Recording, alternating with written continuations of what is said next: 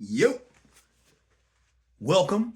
I'm your humble host, Fizz Ed Music, and this right here, this is Urban Politics. Want to thank you all for liking and subscribing as you do. Please, as soon as you have a chance, take a little cell phone over to YouTube. Let your fingers do the walking. Like and subscribe. Like and subscribe. Fizz Ed Music, Urban Politics. Without further ado, I want to jump right into it like a car and drive. Why? Because there's all types of tasty, finger licking good, delicious, all types of tasty and delicious politics for us to sink our teeth into, ladies and gentlemen. Before I even get into what I'm gonna get into, right? Because I want to be in and out. Let me get out your hair, man. Because this is the voting season. This is political season, and I know you got stuff to do. I got stuff to do. We all got stuff to do. I don't want to hold nobody up too much, but you know what I'm saying? We're going to talk a little politics real quick, right? I'm going to get my lighting together, shine a little light on the situation, ladies and gentlemen. That's what's up. All right. But, yeah, I just recently got my absentee ballot to vote. Got it in the mail.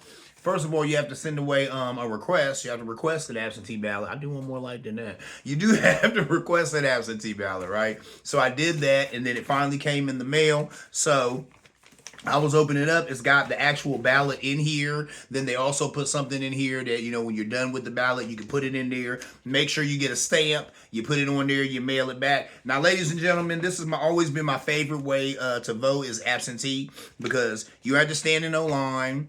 You know what I'm saying? You have to go down there and wrestle with the elements or anything like that. Be in the BOE all day and all night trying to vote, trying to cast your vote. Now, some people like to do it on that day. Some people just like to do it in person, even if they vote early. Like, I think you can vote right now. Maybe. Yeah, I think early voting has started. It started some places. It'll start here in a minute if it hasn't already, right? So you can go, to the BOE, when you have time or whatever and vote, boom, you'll have to wait till November 5th. Some people like to wait on that day to cast their ballot on that day, and that's cool too. Like I said, I love to vote absentee. I'm going to, after this show, I'm going to, eat me a good dinner, and I'm going to sit here and voir dire these candidates at my leisure, you know what I'm saying? And I'm going to mail this back. Like I said, just make sure your documentation is correct when you mail this back, because I have heard of them throwing votes out because a signature wasn't there or because you didn't have your social security number on there right. Or so whatever it asks for in this documentation, make sure you fill it out completely and correctly. And then it's interesting too, they've got something in here where you can track your ballot. That's what it says, to track your ballot. So when they send you this, they're also sending you this nifty little thing here where, look, it's telling you how you can vote too. It says by mail, in person. You can track your ballot. You know what I'm saying? I probably will track my ballot. Maybe not. It ain't that serious, ladies and gentlemen. Any other time I voted absentee, everything was fine. I couldn't imagine it not being fine this time. Maybe I will track my ballot just for the HE double hockey sticks of it, just because I do this show and I can share the experience with you wonderful people who watch it. But not that big a deal. So after I'm done with this, I'm going to do that, and I'm going to be done voting for president. And I think we all know who Ed's voting for. Probably just, you know what I'm saying, voting dim down the ticket. Why? Not because they're, the best party on the planet or anything like that. But they are indeed the lesser of two evils. I've talked about it on this show. I don't think either party gives a damn about black folk or the black community. But as far as Republicans and Democrats go, the Democrats do have more policies that would help poor and middle class people, to where the Republicans only care about old white men and big business. And if I'm wrong, please push back. You're in the pushback zone. But I doubt I'd get any pushback on that, because if you're pushing back, you just don't have eyes, or you're a Republican. Anyway, moving on. And I'm not hating, because if you watched the last show, I gave a bunch of Democrats the business. You know what I'm saying? Like the mayor of New York and some of his buddies gave them the business. We got to hold their feet to the fire too. A lot of these politicians, they corrupt. Whether they rep the D or they rep the R, they corrupt. And that brother's corrupt. So I put it out there. But so is Trump and some of these, buffoons who sit on the right. They're corrupt, and the right has made an art out of being corrupt, right? So anyway, let's move on, man. Let's get in and get out. Crime in America. You keep hearing about it. The right keeps pushing it home. Trump will come on TV and tell you, oh, these democratically ran cities. Only the democratically ran ones, not the republicly ran ones. For whatever reason, those big cities are just fine. But the democratically ran cities, like your Detroits and your Chicagos, all their hellholes. And these people of color are living in horrible conditions, and crime is up everywhere, right? Right? No.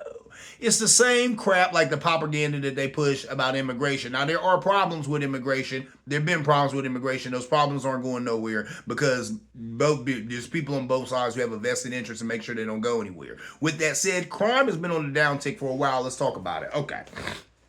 Crime in America. The GOP claims that American cities are crime-infested hellholes. That's what they say. Crime started falling in 2023, and it appears to be still going down. Between January and June, murders dropped by 23% compared to the same time period in 2023. Violent crime fell by 10%, and reported rapes, or should I say for you young people, grapes, because I know that's a triggering word, grapes, fell by 18%. Aggravated assaults dropped by 8%. Robberies fell by 14%. And reported property crime dropped by 13%. Now, of course, some of this will say reported, and that's real. If someone didn't report a grape, then we can't, put it in these stats, right? If somebody didn't report some property damage, then we can't put it in these reports. But, these are crimes that have been reported, and we don't see it. They talk to a whole lot of different policing agencies to get it, right? These statistics right here, they were gathered from 14,800 law enforcement agencies all across the country. So that right there, ladies and gentlemen, I think that's a good snapshot of what's going on in this country. They say crime has been on the downtick since 2023. It continues to be falling. Those are good things. You know what I'm saying? But of course, that's not a good political football. The right loves to have political footballs. You know what I'm saying? Republicans, they need something. They need something. So they got to say crime is on the uptick. Guys, they want to fear. They do a lot of fear mongering. So, you know what I'm saying? They want you afraid of these brown people who are coming to take your stuff. So they got to say crime is on the uptick. When you look at the numbers, that's just not the case. I've had conversation with plenty of people who are older than me. I just say that. I don't want to throw my old folk under the bus. But a lot of them, black or white, they watch a lot of Fox News. They do hear a lot of conservative radio, and they just roll off of what these guys say. And I tell them all the time, like Jay-Z told us all, Google's your friend, bruh. Google that. It's a shame that we live in a time of so much vast information. People are still straight up idiots. And it's the old and young. You know what I'm saying? Like I said, I talk to a lot of old people. The first thing coming out their mouth, we got an immigration problem. Well, do the numbers. You know what I'm saying? Why don't you Google it and then spit some numbers back at me? Because you'll see that's been on the downtick, right? Now, there are issues with immigration. But a lot of that comes from us, destabilizing governments, right? And then getting mad when those people try to flee to America to get away from the disruption that we cause where they're from. Anyway, it's a whole other story, right? But that is what that is. But a lot of people just don't know that. They don't take the time to get in the weeds on that whole thing. But you have to, because the right is full of snake oil salesmen, and they be selling that oil, boy. And boy, a lot of times they selling it and it sounds real good. But if you know what's going on and you know how to Google and you know how to read and keep your ears open, you will find out that no, crime is not on the uptick. It's actually on the downtick. But you all do that because it works. Because then people who live in suburban areas get scared and they vote for you. When you don't even have a policy. You don't even have a plan for them. All they know is that this person will protect me from those brown people who are coming to steal my stuff. It's a political practice. It's a political trick that works time and time again, has for years, ladies and gentlemen. Anyway, moving on. Let's talk about Joseph Robinette Biden and some good stuff that he did, right? Because presidents try to do good stuff, but oftentimes they can't do good stuff. He tried to do some good stuff, got stopped, and then still turned around and got some good stuff accomplished. Let's talk about it. Joe Biden canceled $35,000 in loans for public service workers through the Public Service Loan Forgiveness program. As of November, as of now, right now is what I'm talking, 4.76 million folks have benefited from various debt relief actions, each receiving an average of over 35,000 in cancellations. That's huge right there, ladies and gentlemen. Now, what happened was President Biden tried to cancel $20,000 in loans for millions, but the Supreme Court blocked it. So he implemented the SAVE plan. Now, that happened too. What happened was Joe Biden was like, yeah, I'm going to cancel a lot of student loan debt. It's crippling people. We need to go ahead and get rid of it. He tried to do that. There were a lot of people who came up, don't do that. You just going to get rid of people's debt. These people need to be responsible and pay their debts. It got poo-pooed. He couldn't do it. So he did say that. He said, okay, well, the Supreme Court stopped me from doing what I was going to do, but I'm going to find other ways to get around them. I'm going to use some executive orders. I'm going to do what I have to do to answer this problem of student loan debt. And the man did it. He kept to his word, man. You know what I'm saying? When the Supreme Court stopped and blocked his goals, what did he do? He came up with the SAVE plan. And go Google that. I've talked about it on this show, but Google that and see what's up with that. But Biden is really helping some people out with that. Now, here's my own story about student loans. I've had them for years, right? And my student loans are not high. I mean, at their highest, they were like $6,000, which ain't nothing. I had a program going on where it's like, oh, you can get absolved of those debts, right? But it had to be a certain amount. And every time I would call the thing, they told me I didn't have enough student loan debt to get help. Does that make any sense? But whatever. They was like, nah, you got to at least have 10,000 or more to get help. I was like, 10,000 or more? I'm tripping off the 6,000 I got. So there's that, right? So I've been dealing with that forever, been paying on it, right? But it never seemed to go down. I mean, all these years, I'm 48 years old. I ain't been in school, I ain't been in college in 20 years. So that's how long I've been paying on this madness, right? And it never seemed to go anywhere. Never seemed to go anywhere.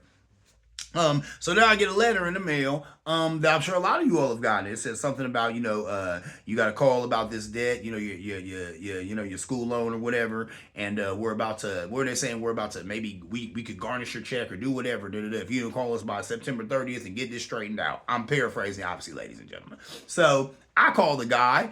And I got right through on my lunch hour at work, which was crazy. Only time I had to call. You know what I'm saying? Because obviously their hours are from 9 to 5. Well, I work from 8 to 4. So I had no time to go. And really, I work from 8 to 8. But anyway. So there's that. There's that. So I'm talking to the guy. Long story short, he tells me, well, he said, we did a soft pull of your credit and it ain't on there.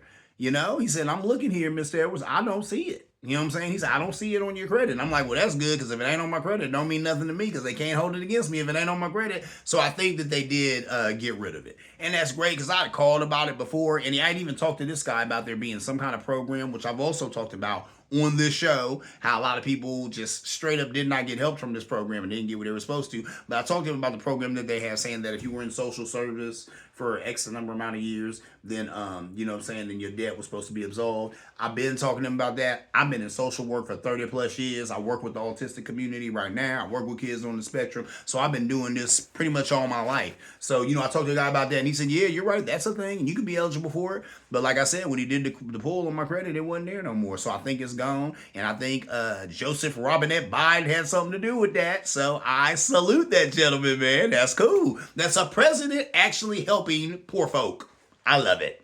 Hats off. I think that's what they're supposed to do. I think that's the job. We'll see if Miss Harris is up to it. I think her and Mr. Walls are up to it. We're going to find out, though. We're going to see, like Drake would say. All right, look. Last thing I'm going to talk about is the Trumpster.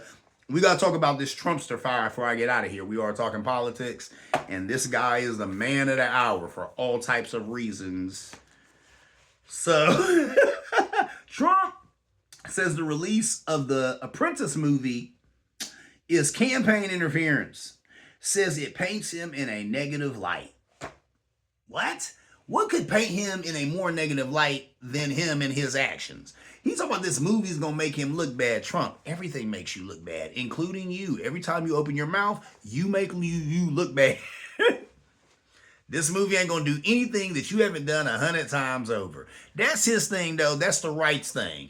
If somebody's saying something and it helps us, that's fine. If somebody's saying something we don't like, then this is campaign interference. Everything's campaign interference. That's what Trump said. Oh, they got the audacity to come after me for all these crimes I've committed. It's campaign interference. They didn't care about these crimes before I was running for president. No, you did a lot of these crimes before you became president and while you were president. And this guy goes, they don't really want to prosecute me. They just don't want me to become president again. No, you're going to do that. You're going to ensure that you're never president again. Because people ain't forgot that last ride you took us on, So it is what it is, man. When I'm seeing commercials with I forget this guy's name. It's an older white gentleman. I love this guy. He's an amazing actor. There was a show, I think it was called 1875. It was like a series, and it was about those people making that trip through the Oregon Trail. Amazing. This guy was the lead character in it. Awesome. I can't remember his name though, but he's an old, gristly white guy, and he's got a commercial for Kamala Harris. He's got a commercial. He also played, I think he's the new mayor of Quahog. in Family Guy. But I can't remember that guy.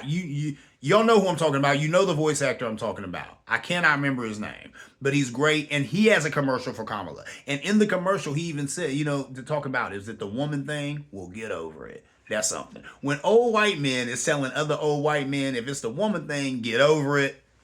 She poised to win this thing, man. She's poised to win this thing because she has the correct people in her corner. It's not about who's in your corner sometimes. Well, you need those numbers, and she got them numbers because people won't change, and they want it desperately because people are struggling right now. I don't care what color you are.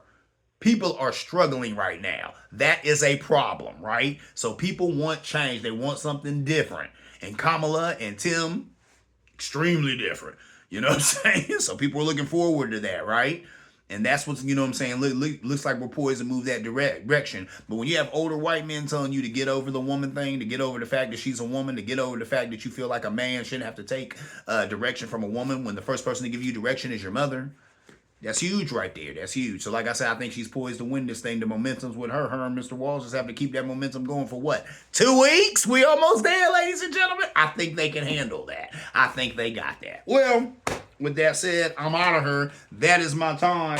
I am your humble host, Phys Ed Music. This right here is Urban Politics. I want to thank you all for liking and subscribing. As you do, please, as soon as you have a chance, take a little cell phone over to YouTube, like and subscribe. Phys Ed Music, Urban Politics, and as always, ladies and gentlemen, see you around like a donut.